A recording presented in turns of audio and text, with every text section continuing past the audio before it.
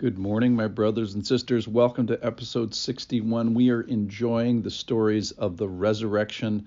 We're going to read it in Matthew today. It's 10 verses long, and I'm going to break it into three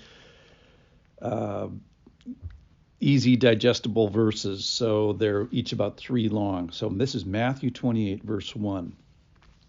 Now, after the Sabbath, toward the dawn of the first day of the week, Mary Magdalene and the other Mary went to see the tomb. And behold, there was a great earthquake, for an angel of the Lord descended from heaven and came and rolled back the stone and sat on it. His appearance was like lightning, and his clothing white as snow. And for fear of him, the guards trembled and became like dead men. I'm going to stop there. So we have the people at the tomb. There's women. There's no men except for the guards, and the guards are not in very good shape because they're going to become like dead men here in a second. Then we have, let's answer the question, who rolled back the tomb? Did Jesus roll back the rock? Answer is no. The angel rolled it back because Jesus was already out of the tomb, and the rock was rolled back so that we could see in, the women could see in, not so that Jesus could get out. That was past tense. So we find out what an angel looks like. He looks like lightning, and his clothing is white. Not his clothing looked like lightning. He looked like lightning. So this is a big deal. The guards trembled and became like dead men, and every dead man I know has fallen down, and it says that they were for fear of him.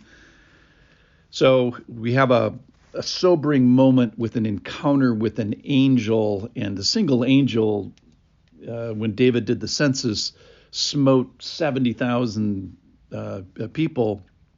So these are and can be very, very powerful agents of the Lord. So certainly their response is perfectly appropriate. We're going to get back to the guards. The guards lived through this, which is the real miracle of the story.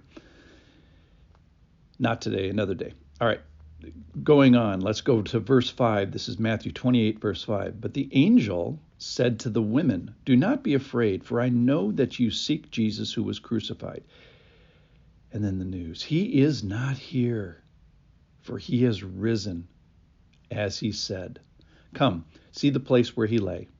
Then go quickly and tell his disciples that he has risen from the dead, and behold, he is going before you to Galilee.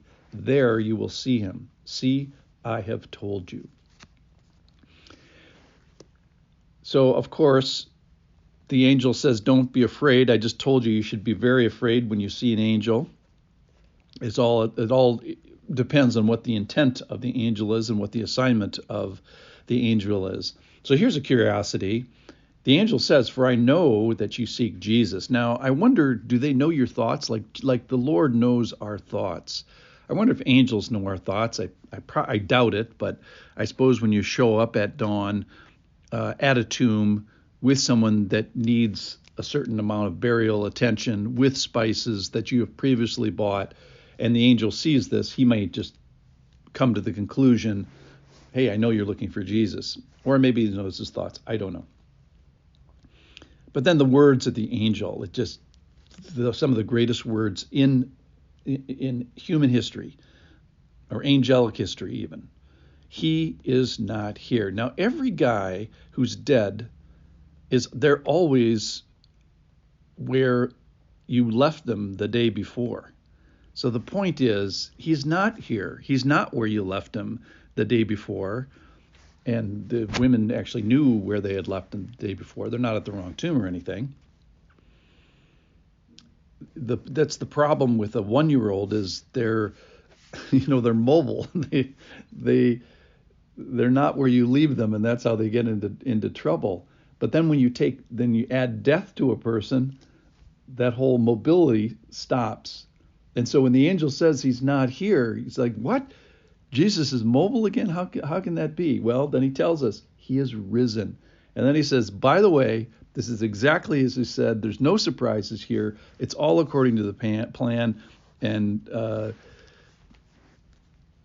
it's something we can even base our faith on. So this is the foundation of our Christian belief.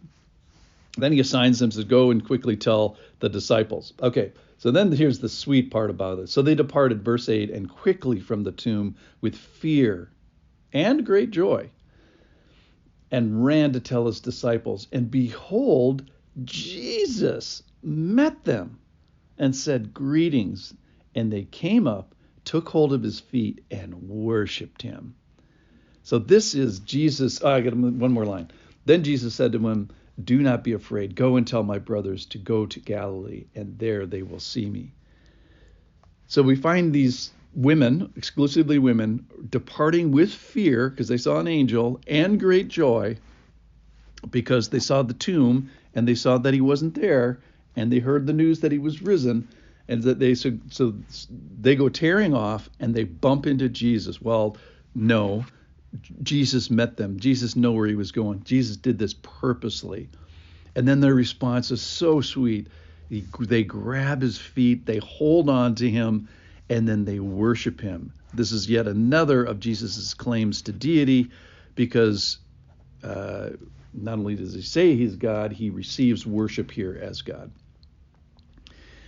And it was so kind of him to come, I think, and appear to the women, the female disciples of Jesus who have been courageously faithful, unlike all the men. And then he tells them, don't be afraid. Again, second word of that, one from an angel, one from Jesus, and then go tell my brothers. So Jesus acts very sweetly and, hey, we're family now. So I love the idea of grabbing hold of Jesus, being humble and overshadowed. In what part of him? Grab hold of his feet, any part you can get a hold of. Embrace the conviction. When Jesus shows up and he shows himself to us, let's hold on. What part of Jesus is he exposing to himself to you now? Whatever it is, hold on and worship him. That is value him the highest. No idols, nothing in front of him, nothing above him. So I love too in the story that it's women that are the heroes. The men all abandon him one way or the other. So this is so critical. If Jesus did what he says, there's lots to be joyful about, and there's lots to be fearful about even. Our work then is to have faith, entrust, hold on, and worship. What a resurrection story. It's the center of our faith. Thank you for listening. I hope you're encouraged today. See you tomorrow.